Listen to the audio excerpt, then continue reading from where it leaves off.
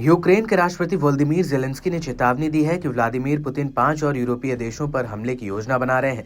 Ukraine पर रूसी हमले के 3 साल पूरे होने पर आयोजित एक प्रेस कॉन्फ्रेंस में ज़ेलेंस्की ने कहा कि अगर पुतिन को न रोका गया तो 5 यूरोपीय देश उनके दिमाग में होंगे। यूक्रेनी नेता ने जिन 5 देशों के बारे में चेतावनी दी है वे सभी पूर्व यूरोप के हैं, जिनकी जड़ें रूस से जुड़ी हैं।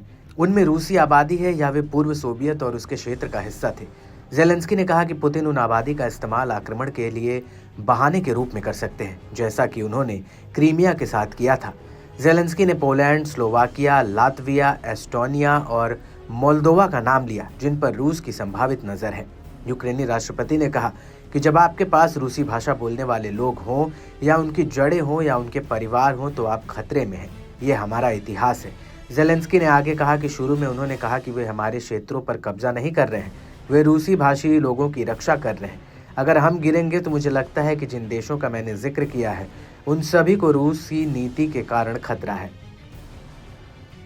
रूस से जुड़ी है इन देशों की जड़ें। लातविया, एस्टोनिया और मोल्दोवा और पोलैंड के कुछ हिस्से ऐतिहासिक रूसी साम्राज्य का हिस्सा थे, जबकि लातविया, एस्टोनिया और मोल्दोवा सोवियत संघ में शामिल थे। स्लोवाकिया साम्यवादी देश रहा है और रूस ने खुद को लंबे समय से खुद को स्लाव लोगों के रक्षक के रूप में देखा है।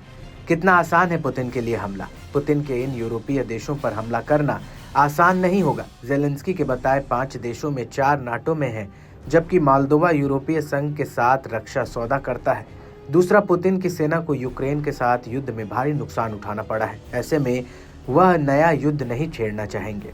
शायद यही वजह है कि रूस के राष्ट्रपति व्लादिमीर पुतिन ने रूसी सेना में सैनिकों की संख्या बढ़ाने का आदेश दिया है। सेना में 1,80,000 सैनिक बढ़ाए जाने के बाद 15 लाख सैनिकों की ताकत के साथ रूस की सेना चीन के बाद दूसरी सबसे बड़ी सेना होगी। पुतिन ने 2022 के बाद तीसरी बार सेना का आकार बढ़ाने का आदेश दिया है। पुतिन ने सशस्त्र बलों की कुल संख्या को 23,80,000 करने का आदेश दिया है, जिनमें से 15 लाख सक्रिय सैनिक होने चाहिए। सैनिकों की संख्या वृद्धि से रूस अपने पास मौजूद सक्रिय लड़ाकू सैनिकों की संख्या के मामले में अमेरिका और भारत से आगे निकल जाएगा।